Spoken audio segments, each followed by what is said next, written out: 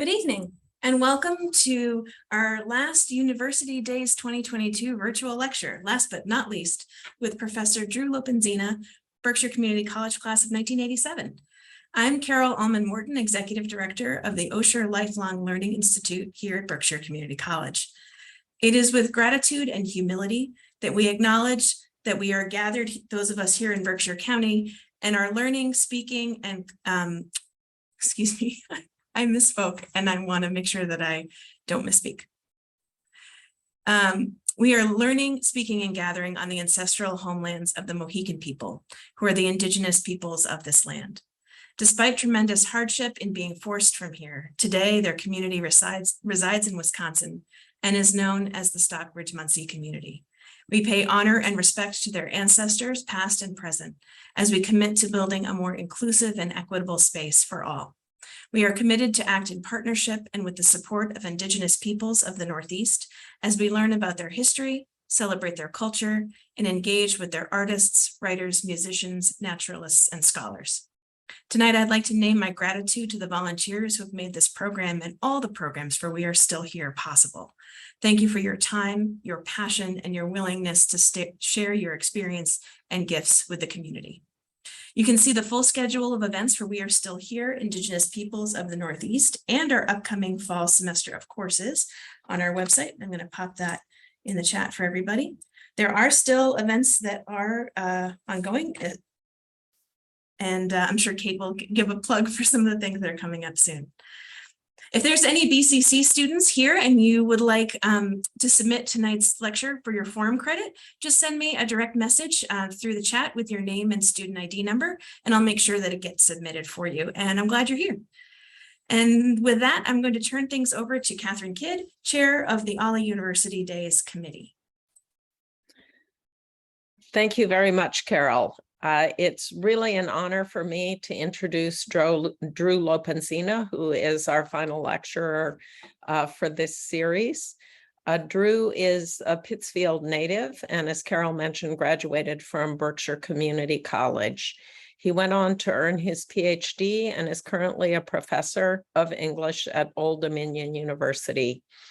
And he is the author of 3 books: the Rutledge Introduction to Native American Literature, which was published in 2020, Through an Indian's Looking Glass, a cultural biography of William Apess, Pequot, which he will be discussing tonight.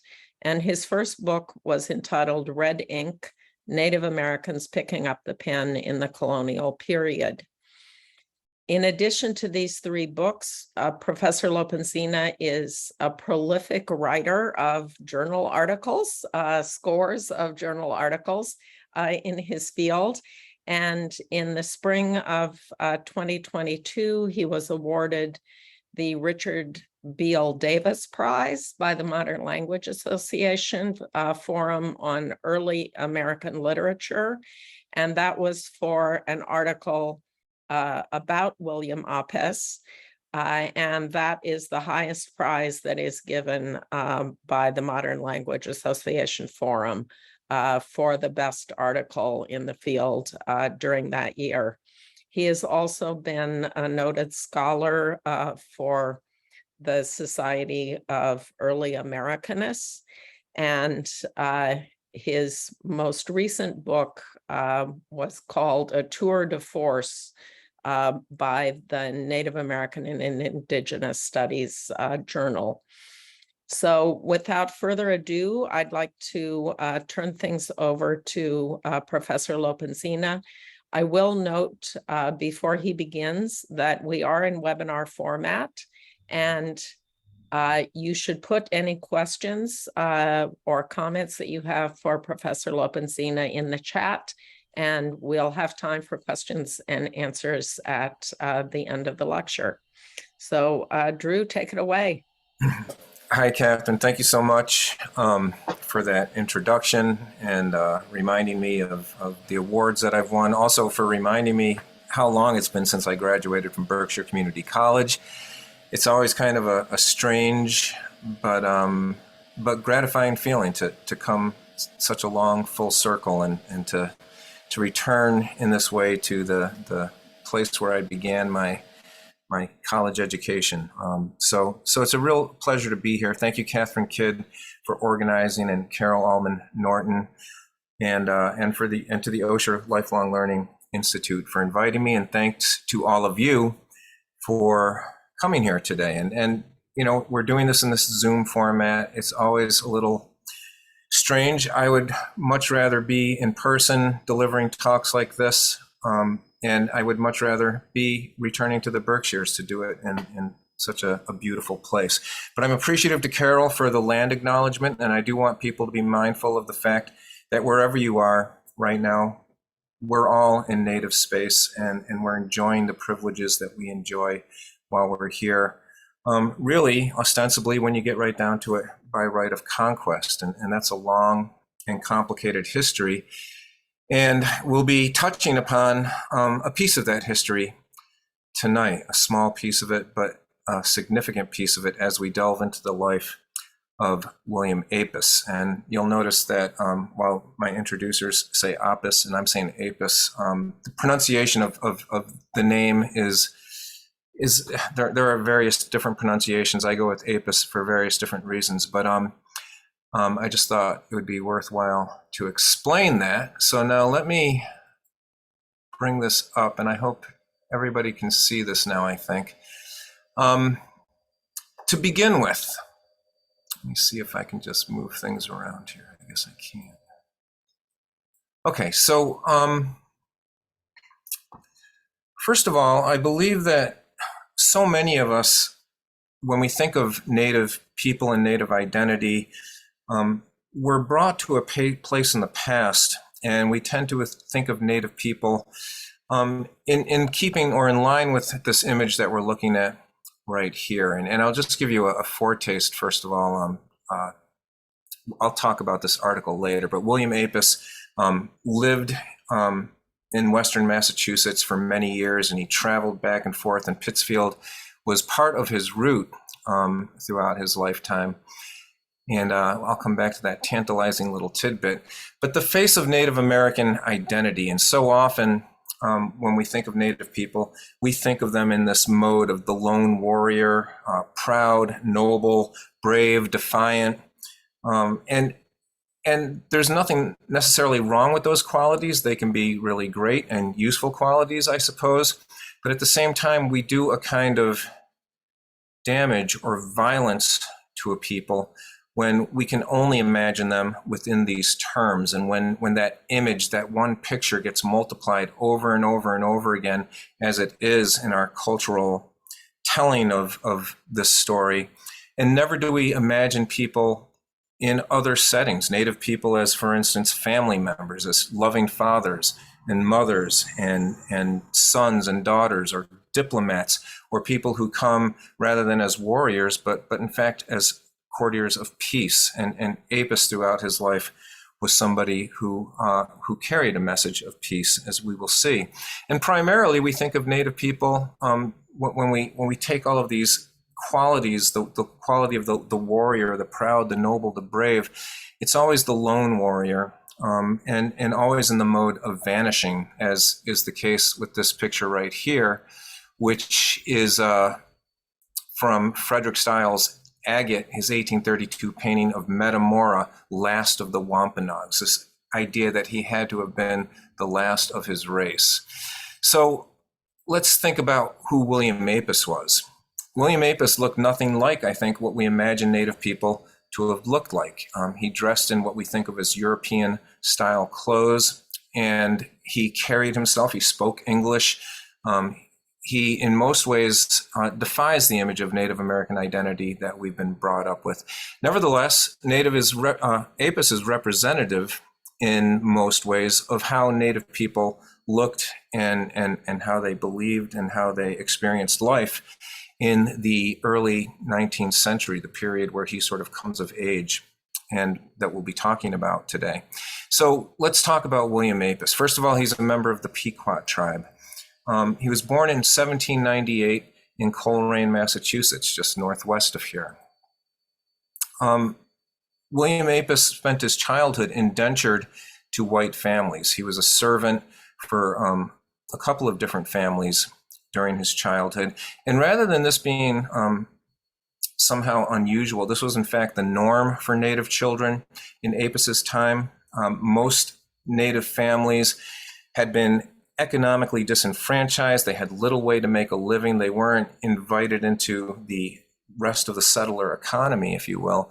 And it often meant that parents had to split up, wander far off from their homes to get jobs. Many men worked on whaling ships where they'd be gone for years at a time. And this meant that it was very hard for Native people to support their own children.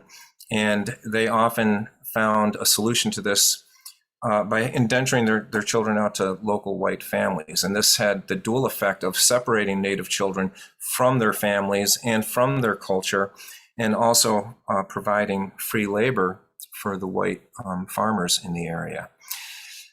He ran away from his indentures at the age of 15, and really, had he not done this, he would have probably remained in that indentured state for another 6 years at least, and probably ended up living a life much like so many other Native people around him did. But by running away, he freed himself of his indentures. He joins the U.S. Army and fought in the War of 1812. Again, we tend to think of Native people as savage warriors, as antagonists to the interests of the United States or the colonies. But in fact, Native men have fought in every war that the United States and the colonies before that engaged in on the side of the colonists, and sometimes against, but always Native men were involved on the side of the colonists. And this again was not unusual at all. It was generally the expectation that Native men would go out and fight on the side of the colonists in these, colonial engagements. He became an ordained minister of the Methodist denomination in 1832.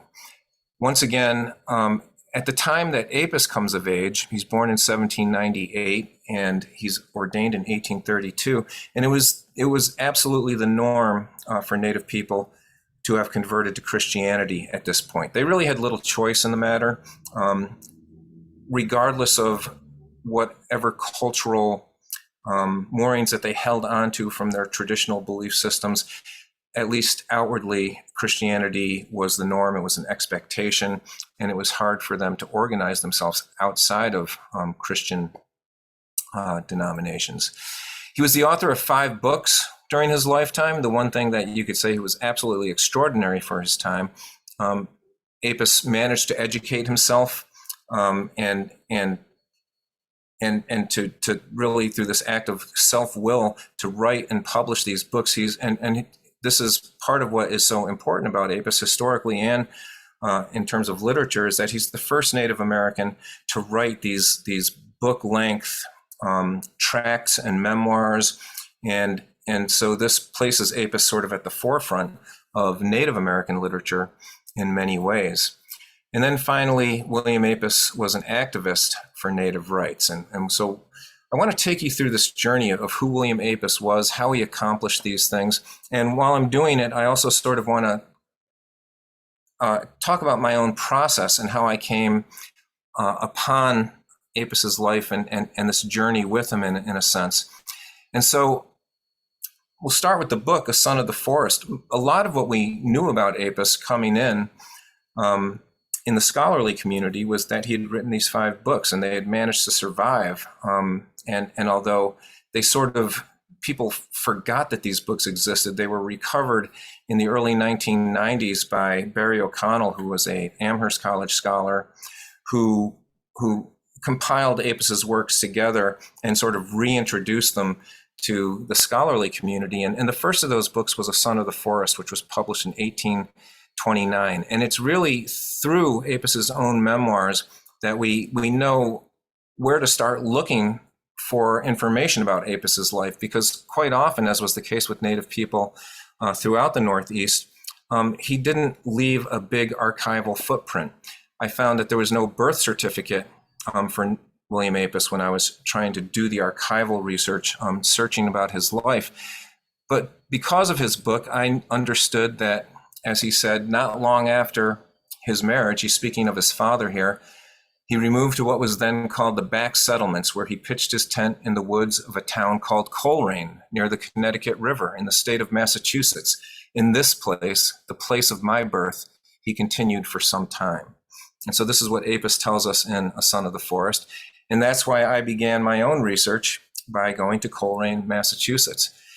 I knew very little about doing archival research or how to go about conducting a project of this scale when I began to write my biography of William Apess. But I figured I couldn't go too far wrong if I just followed in his footsteps and if I went to all the places that I knew he had been. And so I went to Coleraine. And so when William Apess was born in Coleraine in 1798, Coleraine was a fledgling frontier town. It was on the western borders of colonial settlement at that time. And it consisted of about maybe 2,000 people, according to census reports.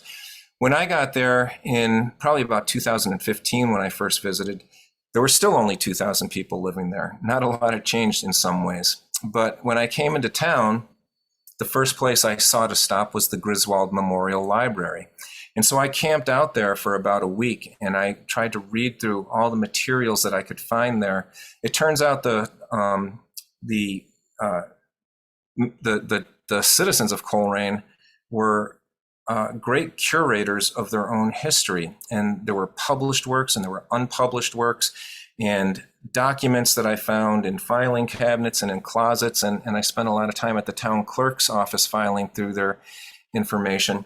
But what I found is that while they were great curators of their own history, there wasn't a single mention anywhere of William Apess. He was invisible in the town where he tells us he was born.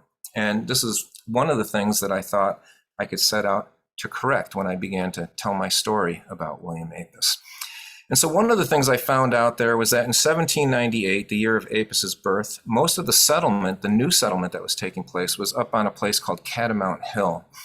And so I went up to Catamount Hill, and if you go there today, it's all forested over. It's second growth or third growth forest, and it's very difficult to imagine that there was once a town up there of about 200 people who were scratching out a living up in those woods.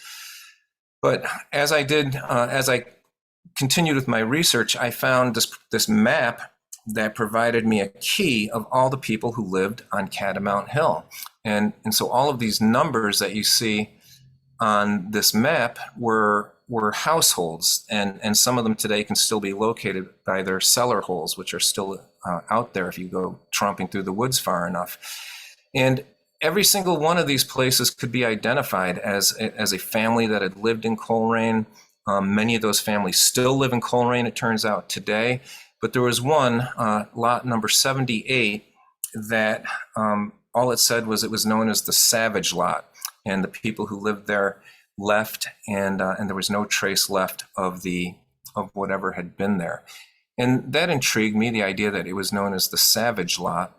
And so I set out to find this place, and I got together. I had to do some GPS work. I found a foundation that I could identify from the map, and then from there I could gain coordinates to figure out where 78 would be.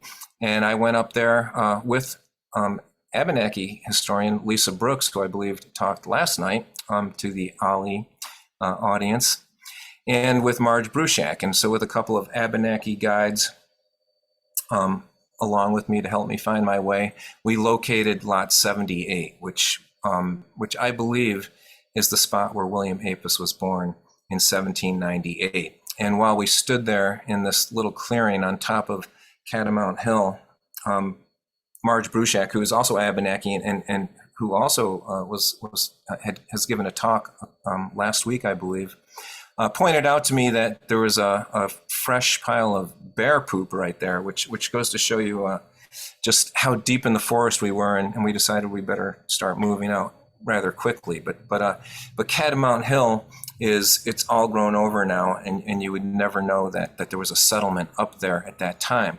Apess didn't stay long in Catamount Hill. He moved, his family moved back south to Pequot territory, and they resituated themselves in Colchester, Connecticut.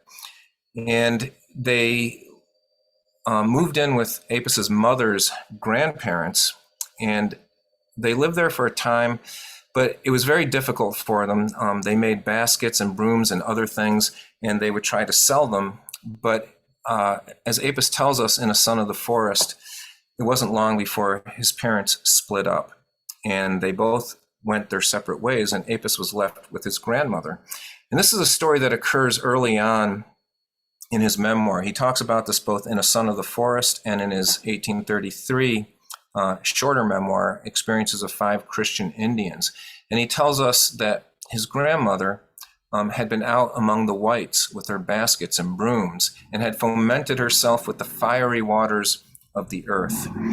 And he goes on to say in this passage to relate a painful experience of his childhood. He was only 4 years old at the time. His parents had left, and his grandmother, as he says, came back, and she was drunk. And she'd been on her rounds selling baskets and brooms. And she apparently confronted the 4-year-old William Apess and asked him why he hated her. And she asked this over and over again, and he didn't understand the question, apparently, as he describes it. And so when she would ask, "Do you hate me?" he would say yes. And she began to beat him.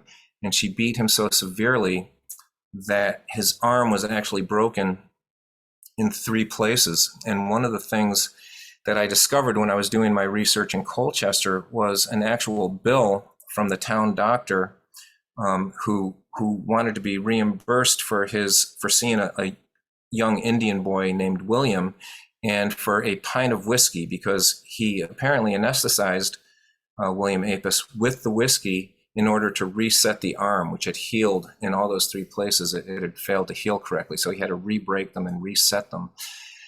And I always wondered about why Apess chose to tell this story. Why does he open his memoir with this account? It seems to me that most people, when they're telling their life story, this is the kind of thing that they leave out. Most people don't want to talk about domestic violence. It's painful to talk about. It often can somehow turn around to bring shame back on the person who was actually the victim. And this is why people often don't tell about it. Now, in our time, maybe we've gotten better at this, but in Apess's time, there really wasn't an audience for this kind of thing. And there had to be an expectation that if he did talk about it, people would simply respond by saying, what savages Native people are. And I think Apess was aware of all of these possible dangers and how fraught this narrative was to open up with this story. But I also think that Apess understood something really important, which is that the story that he was telling was not really his story. The story that he was telling was a story that belonged to a much larger Native community that was living in a similar state of poverty, and there were cycles of violence that were occurring, and in some ways could be traced back to the colonial encounters and experiences that had brought Native people to this place. And there was no way to break these cycles of violence unless you brought them out into the open.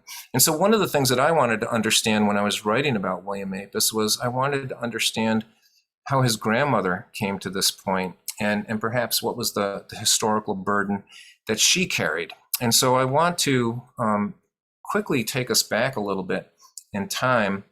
And I think it's important to start with the fact that when colonists first started coming to the North American continent, and particularly the Plymouth Puritans to New England and Boston, Massachusetts, they had this idea that was tied into their own religious belief system that they were coming to bring Christianity to the Native people. And what we're looking at right here is actually the official seal of the Massachusetts Bay Company, who claimed that we are coming over and we want to bring Christianity to these Native people because, as in their own language, they have forever sat in hellish darkness. And so they managed to see their mission as altruistic in some ways. And they imagined what they were coming to was in some ways this impoverished or in darkened wilderness space. And this is an idea I think that many of us still carry with us today, because it's another idea that's been amplified and repeated over and over again in artworks and narratives and movies. The idea that Native people lived in this dense wilderness, and it was only Europeans who planted themselves here and cleared out a swath for civilization to exist and for sunlight to pour into the clearing. And this is how the Plymouth Pilgrims and many following them explained their experience here. William Bradford, who was one of the early governors of Plymouth Plantation, wrote upon coming here, besides, what could they see but a hideous and desolate wilderness filled with wild beasts and wild men? And that idea has carried forward over the ages. So by the 1750s, it was not unusual for European colonists who had settled here to imagine that the continent itself was this blank space that they could claim, that they could simply, here are all the states, Virginia, North Carolina, South Carolina, or Georgia, Florida, and that they could just extend their boundaries indefinitely because there was nothing there but wilderness. Native people had no civilization. They had no structure or community that anybody had to take into consideration. These were the beliefs. One of the early narratives out of Plymouth Colony, Mort's Relation, it says of the Native people, they are not industrious, neither have art, science, skill, or faculty to use either the land or the commodities of it. So it is lawful now to take a land which none useth, and maketh use of it. And even today, these ideas still abide in certain ways. If you look in history books, you'll so often see the North American continent divided up into European colonial properties as though there were nothing else there, as all you had to do was plant your flag and you could claim this giant swath of land, and there was nobody there to tell you you couldn't. Just lakes and rivers, perhaps. And I think part of the project of understanding William Apess's life and part of the project of understanding Native identity and existence today is to step away from this kind of thinking, to decolonize our own thinking, because we've been brought up to believe these things, and we've been brought up to see it in this particular way, most of us. And so one of the great things, I think, if you saw Lisa Brooks's talk yesterday, I got this from her book, The Common Pot, and one of the things with this map that she presents is trying to, what if we took the space and took away all the writing, all the lines that we've drawn over it, the borders and the names of places that we've transported over from Europe, and just tried to imagine North America, this continent, as native space, which was a network of waterways and villages and communities that were interconnected by kinship networks, by trading networks. We have this idea that Native people just lived in little pockets in the woods or ran around the wilderness like deer, but in fact, they had trading networks that extended all the way across the continent. And this space that we call North America, they refer to as Turtle Island, which you can see almost has the features of a turtle. If you imagine this is the head, and here are the arms, and the rest is the shell. Archaeological excavations have largely borne this out. In Chillicothe, Ohio, a particular archaeological dig there, going back over 1,000 years, has found that there's silver from the area of Montreal and Quebec that they found in this site, shark's teeth from the Atlantic Ocean, mica that probably traveled out from the area of Georgia, grizzly bear teeth that come from the Rocky Mountains. In other words, by locating all these objects in one site, we sort of begin to understand that Native people weren't just in these pockets of isolation, but they in fact traded, and these networks of trade traveled across this entire continent. And the continent itself was not an empty wilderness space, but in fact, it was a populated space, and even an urban populated space, if you will. Not many of us learn about in our own educational upbringing about places like Cahokia, which can be located today just to the eastern side of the St. Louis River of the Mississippi River by the city of St. Louis. This is an artist rendition of what Cahokia would have looked like, and this urban center that maintained about 20,000 people, not just kept 20,000 people in one place, it had to feed all those people. And these people were not fed by hunting deer and moose and things like that. They were fed through agriculture. Native people had very productive agricultural practices, enough certainly to feed 20,000 people in this community, and even excess agriculture that they could trade to other like communities in the area. Cahokia was not an isolated incident, but it's thought to be the largest of its type. And it sat right there in the middle of this continent in what is today one of the most productive agricultural spaces in the world. And so it shouldn't surprise us that places like this existed, but our history has all but virtually erased it. It's not a story basically that Western culture wanted to tell, even though if you were to drive by there today, you could certainly see the remains of it. And I've had students who actually lived in St. Louis and never heard of Cahokia, were never taught about it, had no idea that any such thing existed, although you certainly can travel to visit it today. This was me dropping by sometime around 2017. Native people didn't live in teepees exclusively or in forests or on the Great Plains. They lived in villages, and they were largely, particularly in the Northeast, a village culture. They often lived in longhouse structures like you see here. And multiple families could live in these longhouses. And often, according to early colonial reports that I've read, these longhouses could hold hundreds of people at once, and often did. Native people were incredibly agriculturally productive. They practiced Three Sisters agriculture that you've probably heard of. When English people came here and said they didn't know how to practice agriculture, they had no science, they ran like deer through the wilderness, somehow they could write these things, even though they were themselves in the midst of this agricultural abundance. And it is a fact that not a single colony would have survived without this surplus, agricultural surplus of native people. This is a map that Samuel de Champlain, when he first came to this area sometime around 1608, and he made this map of Massachusetts Bay. And what he saw when he came here was nothing but native villages all around the bay. And each of these villages represented by a single hut here and by large productive fields of corn. So this idea that native people didn't have agriculture is an absolute fiction.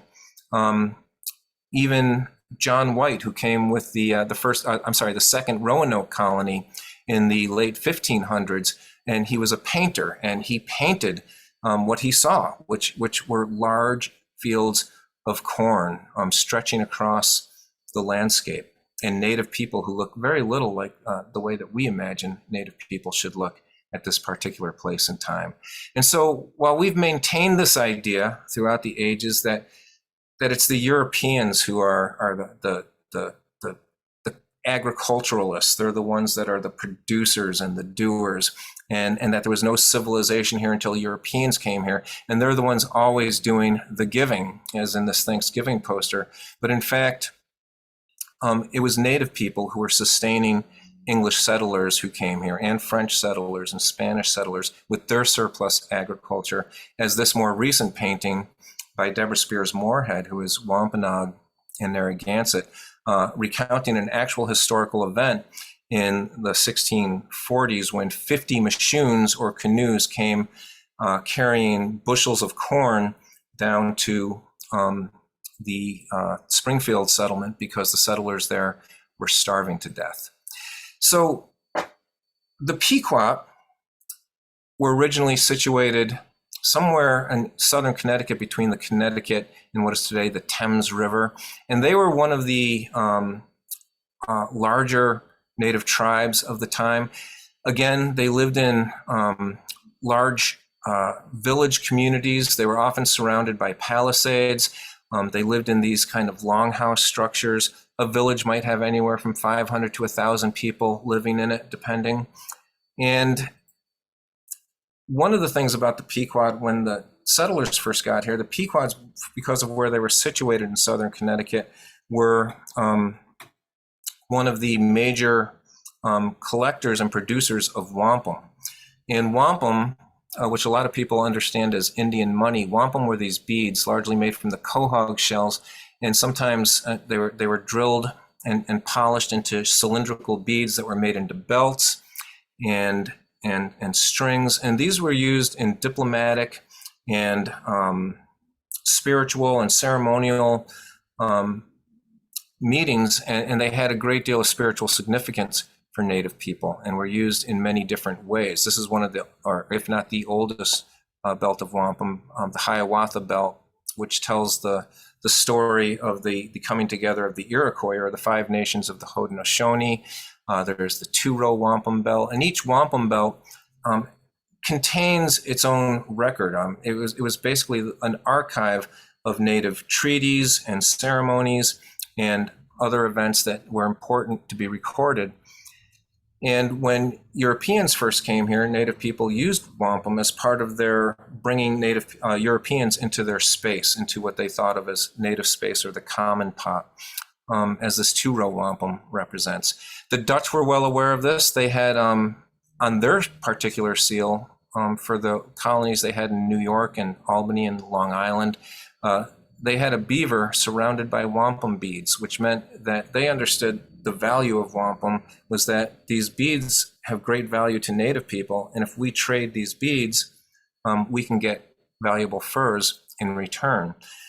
When the English found out about this, they didn't want to miss out on this opportunity. They wanted to control the wampum trade, and so they declared war on the Pequots in 1637.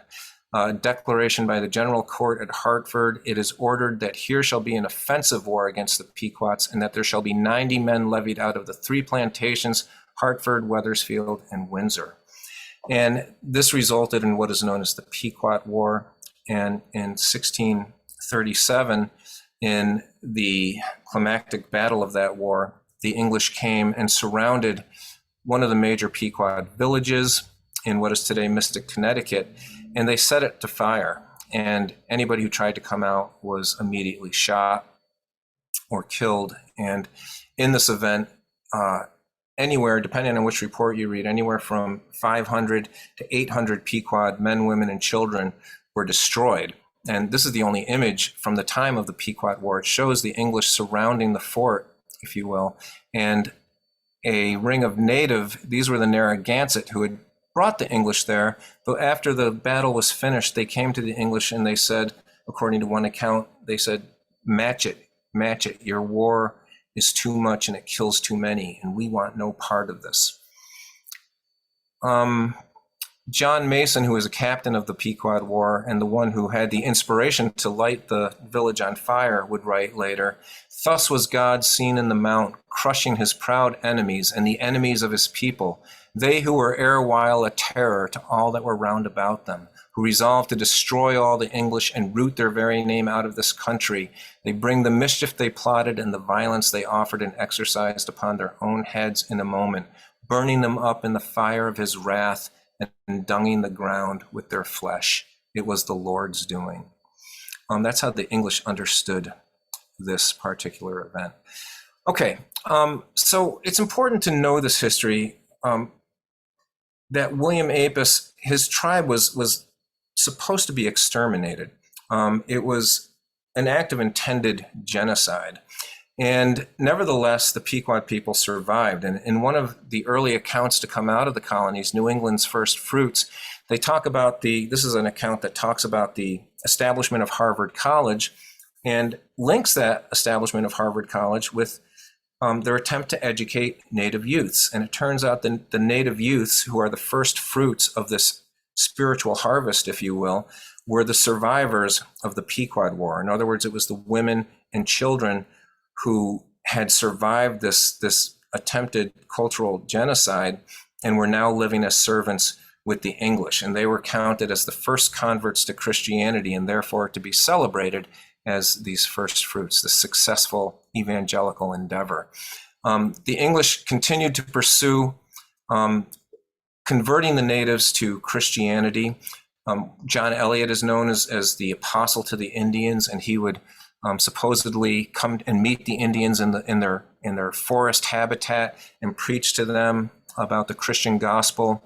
In fact, if you read the actual accounts, John Elliott didn't meet with natives in the woods. He met with them in their villages, and he spoke to them in their own longhouses and their own places of spiritual power. But nevertheless, by the 1660s, Harvard was ready to graduate two native students named Joel Hyakums and Caleb Chishatamok. And they had, at this point, learned everything that Harvard students would learn. They'd learned Latin. They learned to speak Greek and Hebrew because this was considered important for understanding the Bible. And they also had to learn physics and astronomy and all these other things. And it's amazing to think that native people were learning these things. And at the same time, the printing press was housed in what was known as the Indian College that we're looking at right now, the first printing press in the colonies. And out of that experiment in education came the first Bible to be printed in America, which is usually referred to as the Elliott Bible. It was written in the Algonquian language, and it was printed and translated by native students at Harvard College in the 1660s. And so it's important to understand all of this as we move on, this idea that you could convert the natives to Christianity, that because they lacked their own spirituality and their own culture or civilization, this assumption that they had none of these things, although in fact they did, the Europeans thought, well, we'll just come over and we will bring them our religion and they'll accept it gratefully.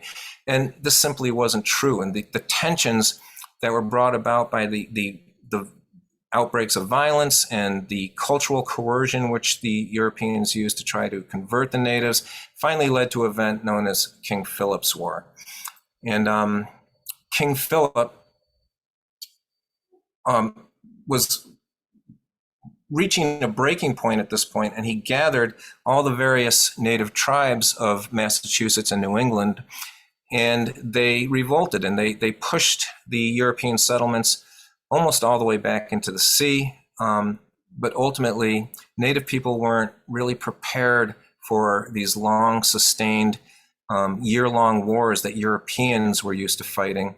And after they had won a number of battles, they seemed to have pulled back, and they went back to their homes to go plant their corn and to be with their families.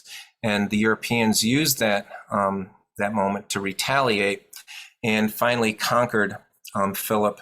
And really, it was the last blast of indigenous resistance in the Massachusetts area at that time, King Philip marking the end of it. And I just want to say that Apess's mother, or his grandmother, I should say, is carrying this history, the attempted genocide, war, coerced conversion to Christianity. When she comes into this house late at night and confronts young William Apess at 4 years of age and begins to beat him like she did.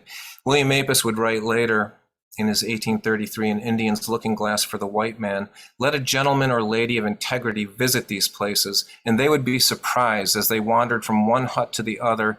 They would view with the females who are left alone, children half starved and some almost naked as they came into the world, while the females are left without protection and are seduced by white men and are finally left to become common prostitutes for them and to be destroyed by that burning, fiery curse, rum. And so William Apess, in a sense, is letting us in to this world, this community. When he's telling this story, this is his own story that he's telling. This is the life that he lived as a child and the life and the history that his grandmother carried on her back. After Apess was recovered, he was farmed out to a white family, the Furmans, and I was able to locate where he worked for a number of years with the Furman family. I'm going to skip past some of this stuff, though. At the age of 15, he decided to run away. He thought he was being mistreated, and he was at that point indentured to William Williams, who was a important landed gentry of the area. And I found this ad in the newspapers seeking a reward for William Apess for 1 cent, which might suggest that perhaps he didn't want him back all that badly. I don't know. But nevertheless, William Apess ran away to New York. He was only in New York for a very short time. At this point, it's the year 1813. And he runs into a group of Army recruiters, if you will. And they conscript him into the army. Apess is only 15 years old at the time. He was too young to be in the army. But nevertheless, they brought him across the bay to Governor's Island, where the barracks were for the troops during the War of 1812. And he was trained there, and then he was marched up north. He stopped at the barracks in Greenbush for a short time, just over the border from Berkshire County, and then marched further up to Plattsburgh. And this parking lot right now in a set of apartment complexes is where the troops were stationed in Plattsburgh, New York, at the Canadian border during the War of 1812. He had a number of skirmishes there. A lot of the battles in the War of 1812, although we tend to historically forget a lot of this, were fought on the Canadian border, and I was able to find one of the blockhouses that he had engaged in the attempt to take this blockhouse at the Battle of Lacole Mill. And he was also involved in the Battle of Plattsburgh, which was one of the decisive battles of the war, in tandem with the battle for Lake Champlain. And I was able to find out just through digging into the archive that William Apess belonged to Captain Alexander Brooks's artillery unit. You can see that this was he was listed in the payrolls here. And because I was able to find out, I knew where he was stationed during the Battle of Plattsburgh, and it happened to be the one fort that you can still see the earthworks for that fort. This was Fort Brown, and it overlooked the Lake Champlain and the Saranac River, and Apess was able to see the naval engagement even as he was involved in the engagement on land. It was a 6-day battle that he was involved in, and under constant artillery fire and attacks from English troops. But nevertheless, they were able to repulse the British Army and basically end the war with that particular battle. So I just want to think about, at this point in Apess's life, the childhood traumas, separated from his parents, beaten by his grandmother, left to serve as an indenture for white families where he provided free labor for them for many years. And then at the age of 15, being asked to engage in combat and all the horrors of battle that he saw firsthand and describes in his account. And really, it's hard to imagine that Apess wasn't utterly traumatized by these events. And it's actually amazing to think that he could even stand on his own 2 feet, no less, somehow recuperate himself and write 5 books and become an ordained minister. But this is the task that he set for himself. After the war, he wandered for a number of years in Canada, along Lake Ontario, and making his way back finally along these old wampum trails, interestingly enough, that Lisa Brooks tracks. He wandered really on foot through all of this land, but he finally found his way home to Colchester, and he reunited with his family. And now he's about 19 years old at this time. And he soon was married. And when he got married, he thought he wanted to reunite with his father. And his father, as it turns out, was living in Coleraine, Massachusetts. And so William Apess made his way back to Coleraine. And as he did this, he also began to immerse himself in the church, and particularly the Methodist Church. And I think the reason was the Methodist Church, they would have outdoor camp meetings, and it was based on singing and speaking from the heart. And William Apess found that all of these things appealed to him in certain ways. And a lot of the Methodist meetings in Coleraine were taking place on Catamount Hill. And in fact, this is known as the Dens on Catamount Hill, this natural amphitheater where many of the Methodist meetings were held. And Apess first found his voice here on Catamount Hill at this spot, where he found he had a knack for speaking in public and speaking extemporaneously about his spiritual feelings and concerns and beliefs. There's a cave up at the Dens, and an idea of what these camp meetings might have looked like at the time. It turns out, so Apess, finding his voice, he was asked to preach a sermon, and he was asked to preach it at the schoolhouse, which was on top of Catamount Hill. And so Apess's first sermon was preached there at the schoolhouse. The site is still marked because the Coleraine community has a sort of fond memory of the schoolhouse that once stood on Catamount Hill. And so you can go there today and still actually see the place where Apess delivered his first sermon.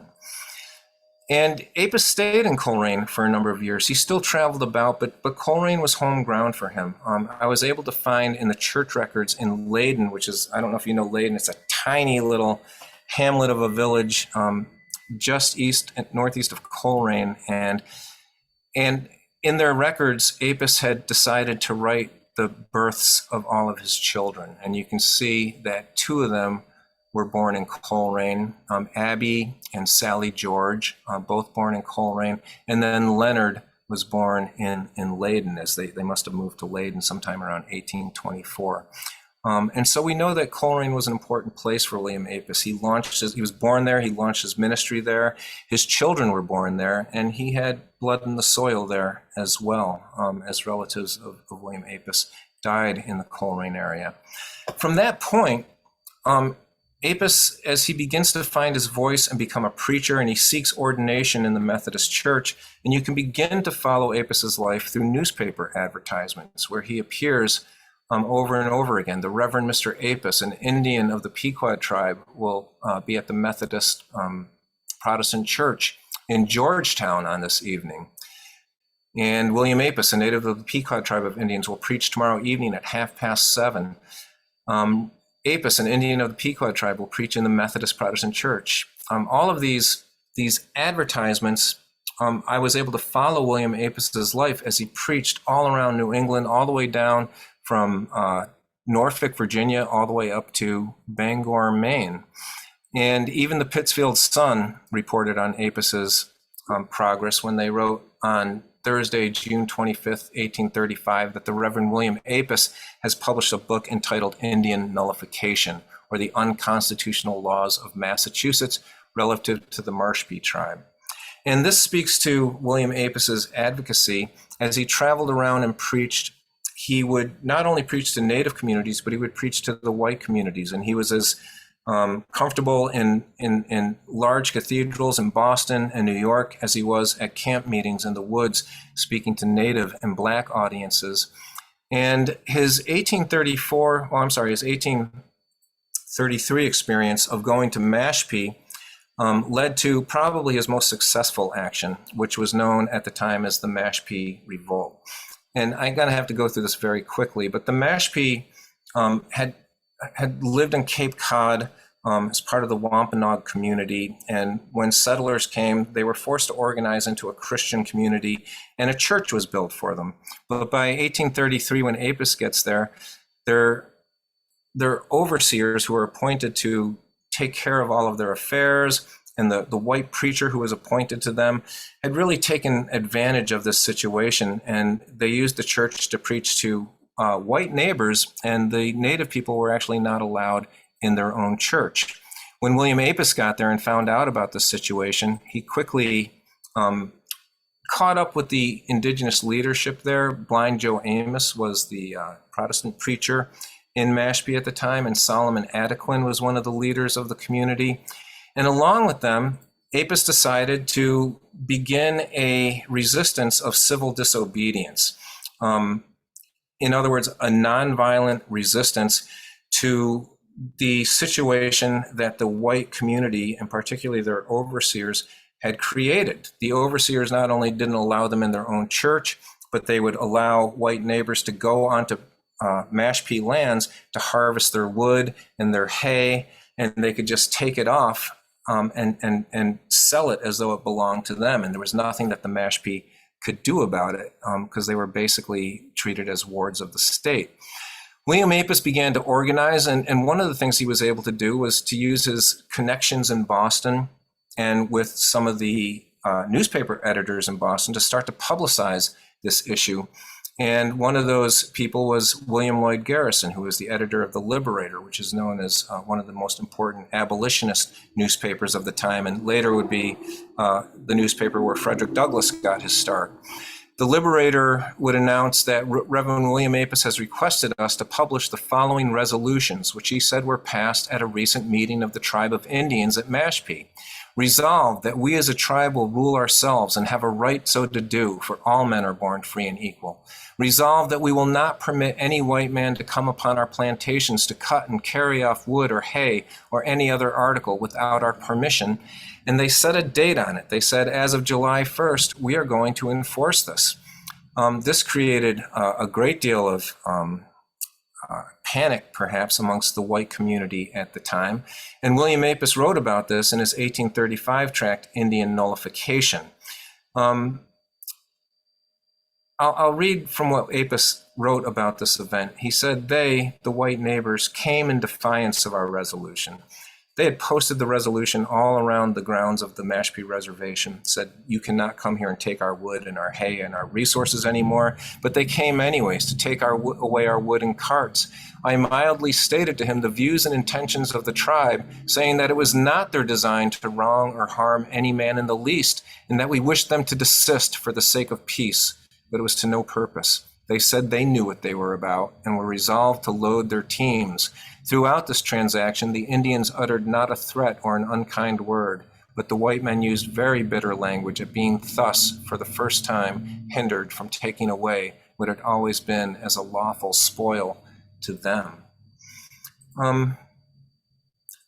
The newspapers that were not friendly to the Match P and William Apess immediately began to report that there was a riot going on, and we can see it just from a few headlines. Hostilities commenced in Match P, Indian War in Massachusetts. Match P Indians, these Indians who harbor in Dukes County, have recently taken up arms against the state, absolutely untrue, protesting that they will be no longer held in guardianship. They are led on by one Apess, a well-known half-breed preacher of the itinerant order. And trouble in the wigwam. In other words, this was the fake news, if you will, of the 1830s. And because it was so hard for information to circulate out in any reliable way, the newspapers could print any kind of lies they wanted. And so, in fact, this very consciously peaceful resistance that William Apess had launched was billed throughout the country, and newspapers all throughout the country picked this up, saying that it was a war and that there was armed resistance. And as a result of it, William Apess had to spend 30 days in jail. And interestingly enough, when I went and visited Barnstable County, where the courthouse was for Match P, the jail from that time is still in existence. And I was able to go inside and see what it was like from the inside of that jail where William Apess stayed. William Apess was arrested for trespassing, breaking an entry into his own church, trespassing on native lands, and fomenting a riot that actually never took place. But Apess didn't stop there, and this is what's incredible about William Apess, is that he just continues to keep fighting. He's up against a system that is too big for him, but nevertheless, he went from town to town and he told the story about the Match P resistance, and he published the book Indian Nullification. And by the beginning of 1835, I should say, the Massachusetts General Court got together and they decided that they would grant Match P their own township and that they would no longer be considered strict wards of the state. And so this was one of the most amazing victories that William Apess orchestrated in his time. So I know I need to finish this up, and his last book was known as Eulogy on King Philip, and it brings us back to King Philip's War. William Apess understood that in order to understand the situation of Native people today, we had to know their history. That's still true. And he felt that the history, the way it was being told, it only made Natives look like they were incapable of ordering their own affairs. And I feel like that is still true. And so Apess tried to retell that history. And so he, once again, situated in Boston, he went to the Odeon Theater and spoke on a number of different nights to this crowded house at the Odeon, telling the story of King Philip and retelling that story from a Native perspective. And then he toured around the Northeast telling that story and reading his eulogy wherever he could. He opened it saying, "I do not arise to spread before you the fame of a noted warrior, neither do I approve of war as being the best method of bowing to the haughty tyrant man." Apess was always an advocate of peace. He believed that King Philip was an advocate of peace and wrote, "It must be recollected that this war, King Philip's War, was legally declared by Philip, so that the colonies had fair warning. It was no savage war of surprise, as some suppose, but one sorely provoked by the Pilgrims themselves." Ultimately, that war was lost, as we know, and Apess reported on the death of King Philip as well, saying, "The place where Philip fell was very muddy. Benjamin Church, the captain who led the campaign that finally routed Philip, ordered his body to be pulled out of the mud, while one of those tender-hearted Christians exclaims, 'What a dirty creature he looks like.'" And we have also Church's speech upon that subject as follows: "For as much as he has caused many a pilgrim to lie above ground, unburied, to rot, not one of his bones shall be buried. Accordingly, he was quartered and hung upon 4 trees, after which his head was sent to Plymouth and exposed upon a gibbet for 20 years, and his hand to Boston, where it was exhibited in savage triumph, his mangled body denied a resting place." And this is absolutely true, that we know that even though we love every Thanksgiving season to have pictures of natives and colonists sharing meals together, the reality of Plymouth in this time is that there were Indian heads staked out on the front of the gates to Plymouth Colony as a message to any native who thought that they could contest the power of the English. And it was William Apess's mission to try and reverse this story and say how it was not the native people who were savages. There's another side to this story, and we need to understand it, and we still need to understand it. Apess wrote, "But the most horrid act was in taking Philip's son, about 10 years of age, and selling him to be a slave away from his father and mother. While I am writing, I can hardly restrain my feelings." In fact, many of the indigenous survivors of the war were sold into slavery in the West Indies, and that is believed to be the fate of King Philip's wife and son, actually, after the war. Apess wrote, "Let the children of the pilgrims blush while the son of the forest drops a tear and groans over the fate of his murdered and departed fathers. He would say to the sons of the pilgrims, 'Let the day be dark, the 20th of December, 1620, the day that he believes the Pilgrims landed at Plymouth Rock. Let it be forgotten in your celebrations, in your speeches, and by the burying of the rock that your fathers first put their foot upon. Let every man of color wrap himself in mourning, for the 20th of December and the 4th of July are days of mourning and not of joy.'" You may have heard that Frederick Douglass wrote a speech called "What to the Slave is the 4th of July," but it's interesting to think that 20 years prior to that, William Apess was already composing that similar thought.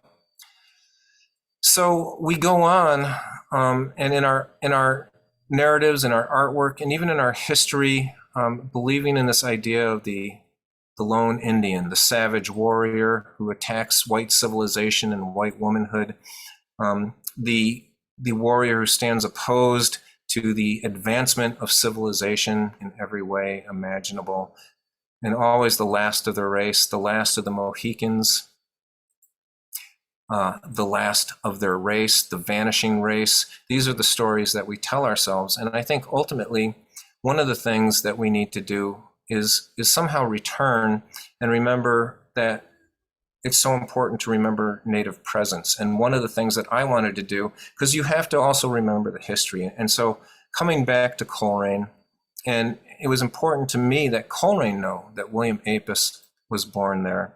And so in 2018, we had an event where we unveiled a memorial to William Apess in front of the Griswold Library. And despite the rain that day, I'm happy to say that over 100 people showed up for this event. And we had people from the Indigenous community who were honoring William Apess's memory. Lisa Brooks was there that day. Marge Bruchac came and read a poem that she had written specially for this occasion. Ray Gould of the Nipmuc tribe was there, and many others. Ron Welburn Rhonda Anderson, an indigenous community that many people did not know existed, and yet even in the small town of Coleraine could converge upon this place to celebrate the memory of William Apess. And the plaque is still there today. I encourage all of you, if you can ever make it out to Coleraine, it's a beautiful drive, it's a wonderful place to visit, and in front of the library, you will see the story of William Apess remembered, and that the town of Coleraine will continue to cherish that memory. As for the Pequot themselves, they have a very nice casino right now. They also have the largest Indigenous museum and research center, which I encourage anybody to go visit. It's actually an amazing experience, and you'll learn a whole lot more about the Pequot tribe and their history, because they are still also here, in keeping with the idea that we are still here. And William Apess ends his eulogy on King Philip by saying, "Let peace and righteousness be written upon our hands and hearts," is the wish of a poor Indian. Okay, I thank you for your time. I know it's always a little strange speaking into the vacuum of Zoom, but I am here to answer questions or hear your thoughts and comments. So I think at this point, I hand it back over to Catherine Kidd.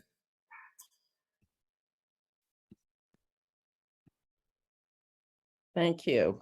And Drew, can you turn off your share? Absolutely. Got it. Okay. So I think you might have overwhelmed our audience a little bit. So Okay. I'm going to start with a couple of questions, and then I encourage everyone to put their questions into the chat. So first, a thank you from Cheryl Savageau, who I think you know, Drew. Welcome, Cheryl. It's wonderful to have you here tonight. And Drew, I had a couple of questions for you, and that is, how do you think Apess came to these ideas of nonviolent resistance? Yeah.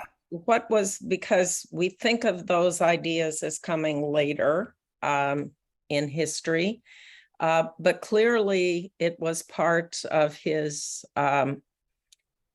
both his way of thinking, his way of writing, and his actions.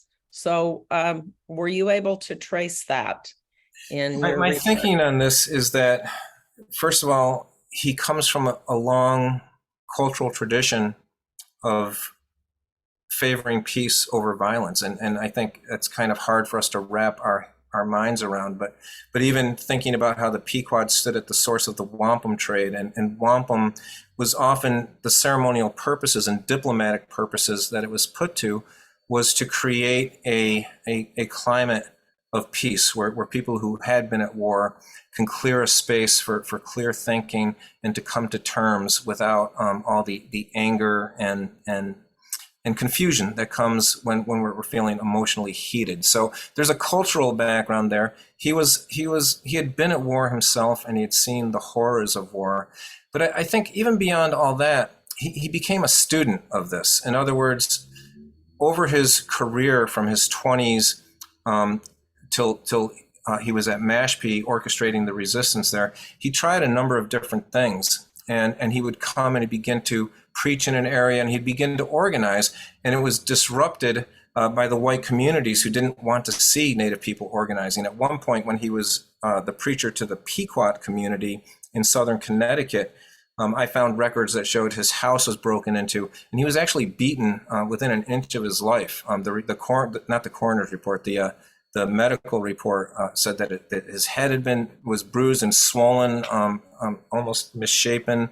In other words, when you tried to change the system as it was, it would meet with violence.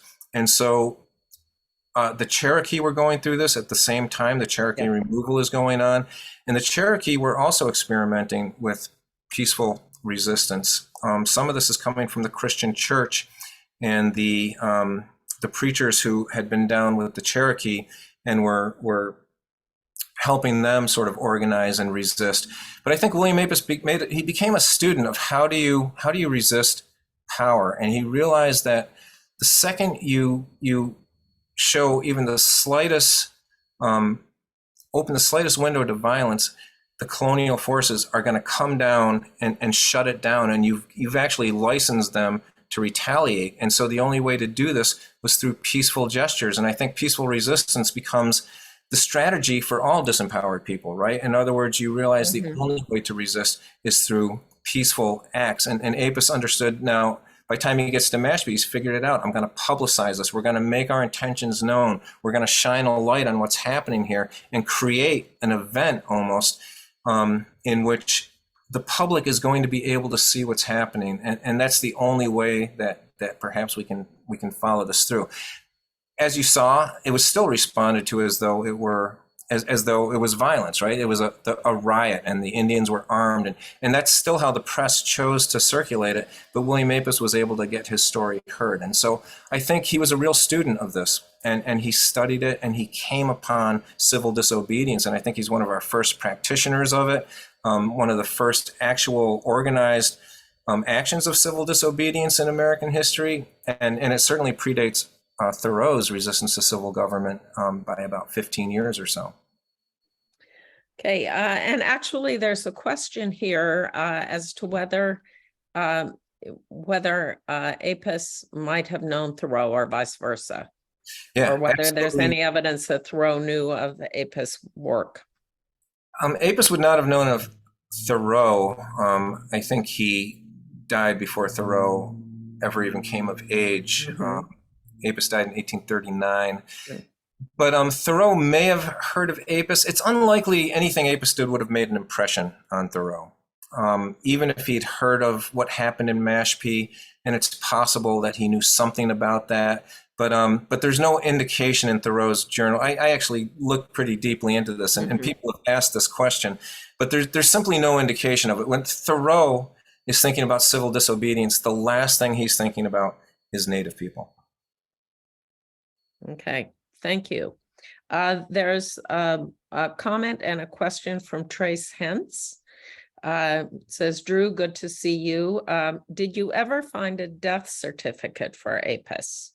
Hi, Trace.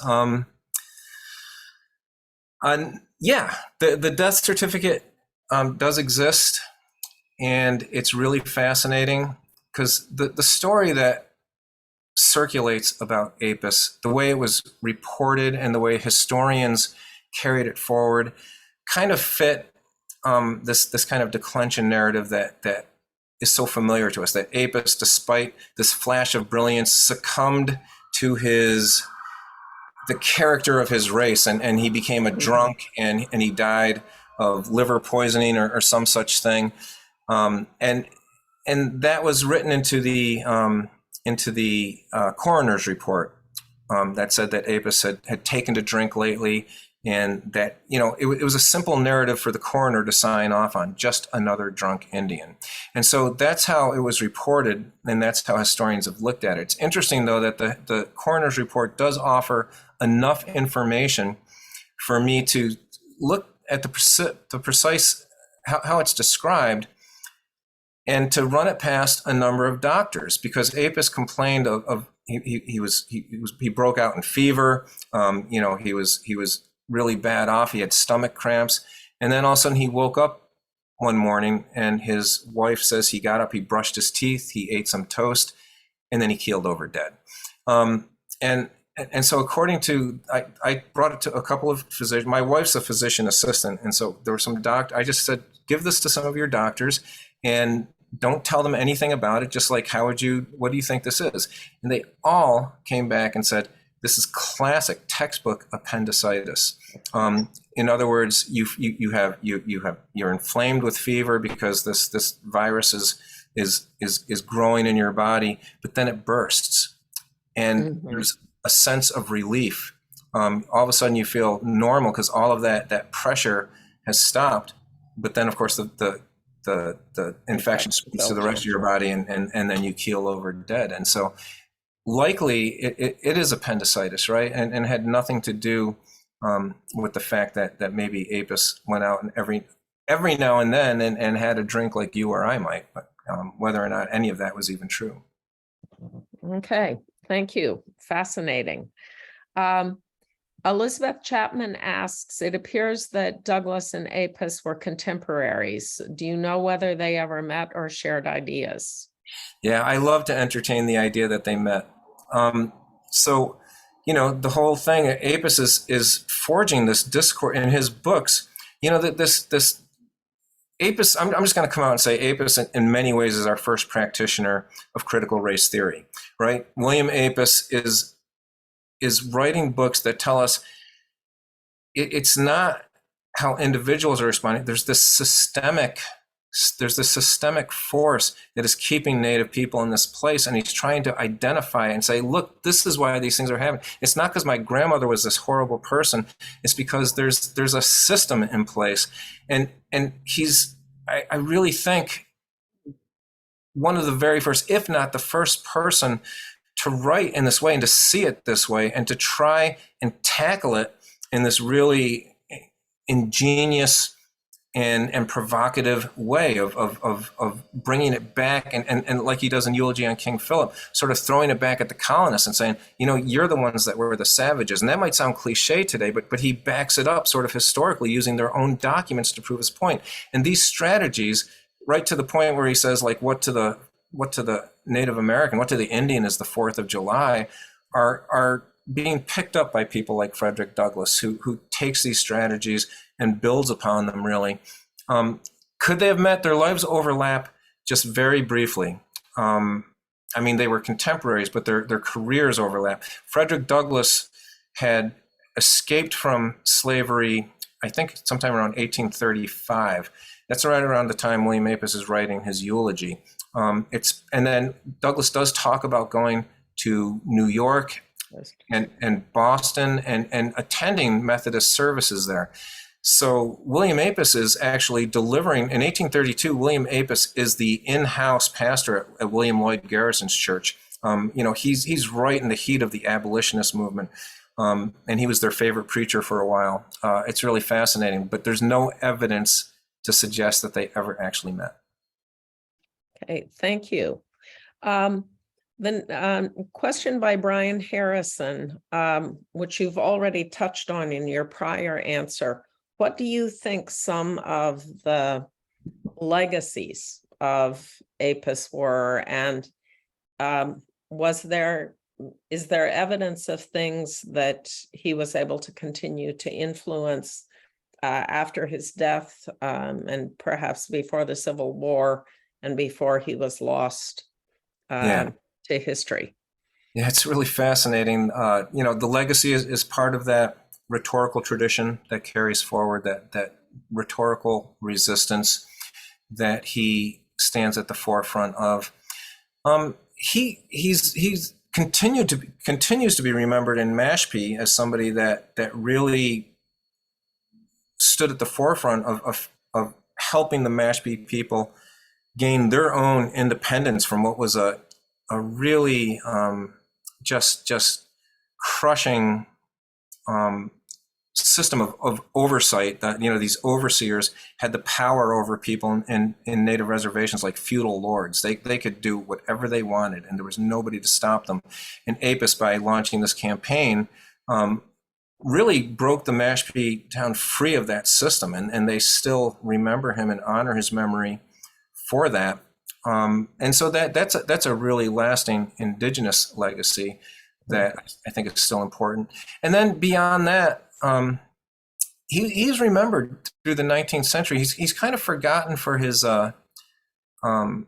writings, but he was remembered for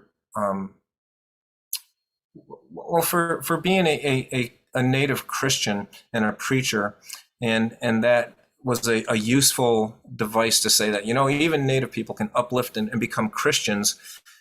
Even though that wasn't really Apess's point, but it could be turned around and sort of used in that way to suggest that Christian uplift might be a path that Native people ought to choose. But his reputation really does get buried, and he doesn't, once he dies, mostly it fades away. He's sometimes remembered for the wrong things, I would say. And then it's not until like the 1990s that it's revived again as part of a kind of Native American scholarly renaissance. Excellent, thank you. There's a question here by Cheryl Savageau with the title of his book, Son of the Forest. Yeah. Do you think that that title suggests his connection to the land and to native space? And do you see some significance in that title? First of all, hi, Cheryl, and thanks so much for listening. It's conjectural. It was a cliche of the times. Native people were children of the forest, and he doesn't use that phrase. Son of the forest is somewhat distinct from that. So why did he use that? It seems a little demeaning almost. It falls into that infantilization of Native people, that they even belong to the forest, right? Apess was not a forest person. I mean, he was born in Coleraine, so he did have that sort of backwoods entry into life, but then he lived on farms in Connecticut and worked on those farms as a youth, and he lived in cities, and really, he wouldn't have known anything about forestry skills or whatever skills are often projected upon Native warriors or hunters or whatnot. I don't know that he ever hunted in his life. So there is one way of looking at it, though, that I think is intriguing, is that perhaps in a sense of inheritance, he is son of the people who own this land, son of the forest, that he is the inheritor, or should be the inheritor of that land that Native people have been disenfranchised from. And I think, William Apess, one of the other things about him that's so fascinating and makes him such a compelling writer is his use of irony. And I don't think that you can ever be sure that he's not twisting things around a little bit like that. It's like he loves to turn the tables and to rhetorically, play, switch things around, bait and switch, I guess. So that's one of the ways that I look at it. Okay, thank you. There's Zora Capelli has a couple of questions here about Apess' death and where he's buried, and did he receive a Methodist funeral? Those are really great questions. I asked those same questions when I was doing my research, and so the coroner's report says nothing about where he was buried, and I could find nothing in any of the Methodist records that would suggest that he was buried. And I looked through everything I could find, because he was in New York City when he died. And he was well known in New York City. He was connected there, and he had connections in the Methodist organization. But his name does not show up in any of the burial records for the Methodist Church.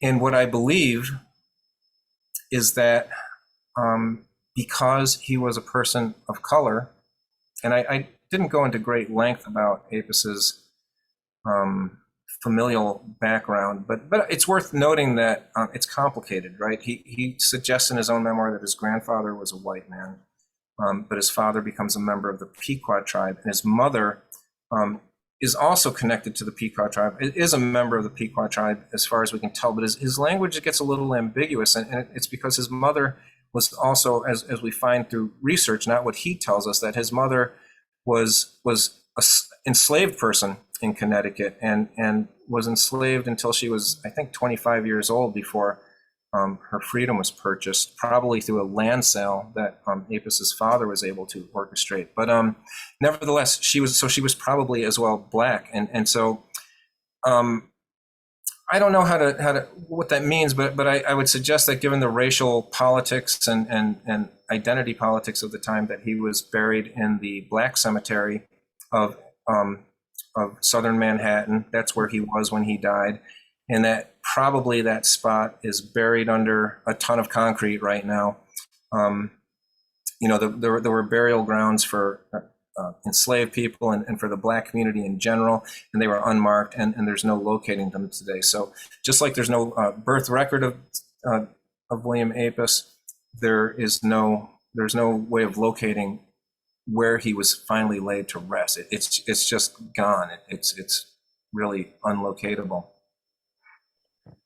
Okay. Zora asked, maybe his descendants know where he is buried. Yeah. Does Apess have descendants that Absolutely, that you yeah. were able to trace? Oh yeah, he absolutely has descendants, quite a few. I've been in contact with many of them. I've been in contact with some of them. And there's a fascinating story there as well, but they do not know where he was buried. They were not there to claim his body. Even his wife at the time was not the wife that he had prior to that, and nothing's really known about the second wife that he was living in New York with. And so even if she would have been the only one who might have known, and that is, as far as I know, lost to history. Okay, thank you. And I was just thinking about the irony. You were talking about Apess' use of irony, and ironically, African-American cemeteries are not protected, whereas Indian burial grounds today are protected by federal law. So if he was buried in a Native American cemetery, it might be able to be found, but because he might have been buried in an African-American cemetery, that's so just that's a really sort of cruel irony, right? Although I think at the time in the 1830s, Native American burial grounds wouldn't have been preserved then, even though they are now because of NAGPRA and other federal things that were passed, like in the 1990s or even later. Those protections wouldn't have existed, though, and so even that would not have protected him. Okay, thank you. So we are at 8:25. I think we have gone through all of the questions. Barbara Kalish asks that she says, I assume the African-American burial ground history at Federal Plaza was investigated. Is that? No, not by me. I'm not necessarily sure exactly what that refers to. Okay. But I welcome anybody to investigate it, and anything that can be uncovered. In fact, I only was able to find that one advertisement or story in the Pittsfield Sun at the time. And I was surprised there wasn't more, because William Apess, as a circuit rider, he was in the Methodist Church. You had circuit riders who would travel hundreds of miles that they were supposed to cover to preach to all these various different communities. And so Pittsfield was on his circuit for a number of years as he was working towards his ordination in the Methodist Church. And it's impossible to think that he didn't preach here, and possibly preach in some of the churches here. And so in my research, Pittsfield wasn't really, I didn't have a big target drawn on Pittsfield, like I need to go through all the records here. But there's probably stuff here, and I would love it if other people in their own research ever come across anything and are able to bring that out to the Indigenous and scholarly communities. Because there are a lot of people who are interested in Apess's life and where he was and where he might have been. Okay. It's actually a little bit fascinating for me because I have Methodist minister in my background who lived in Ware, Massachusetts. And in that same period. Really? It's almost impossible to think that their paths would not have crossed. Interesting. Okay, yeah. Barbara Kalish adds that the Federal Plaza African-American burial ground is in New York City and stopped the construction of a courthouse about 20 years ago. So that's the... Well, I'm writing it down, and I will certainly be interested to take a look at it. Yeah. Okay. Well, Professor Lopenzina, Drew, thank you so much for this fascinating story. And I'm glad you talked about the memorial that's in front of the Griswold Memorial Library. because I was thinking that we have now claimed Elizabeth Freeman, we've claimed Susan B. Anthony, we've finally claimed W.E.B. Du Bois, and Yeah. I think it would be really nice if we claimed William Apess. I think so too, and it is really gratifying to see some of the, I was last summer when I was there, I went to Monument Mountain, and I've seen all the acknowledgement of Indigenous history and identity and continuance that is now written onto that landscape, right? And so it's really important that we begin to try to visualize Native community as not only a part of our history, but with a kind of accuracy that suggests that these Native people are still with us today, as your program has been doing. And thank you so much for putting this together and putting together such a great panel of speakers and artists and everything else. Well, thank you. And I will end with a little sales pitch here. So the two art exhibits, the art exhibit by Nyana LaFond, Portraits in Red, which focuses on individuals who have been victims, but also survivors and advocates for the cause of missing and murdered Indigenous women. The gallery will be open tomorrow evening from 5 to 8 as the first night of Arts Week in Pittsfield. So if you can't make it during the day, the gallery will be open. And on Saturday, we'll have 2 walks in Stockbridge at 10 and 1. And people are more than welcome to join us for those.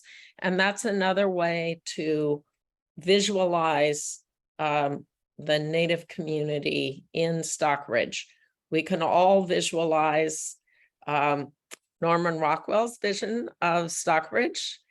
We can visualize the homes of the Choate family and the Fields families and the Sedgwick families from the 19th century, but this would be a chance to put into your mind's eye the wigwams and the houses that were where the Stockbridge-Munsee Mohicans resided during the 50 years that they lived in Stockbridge.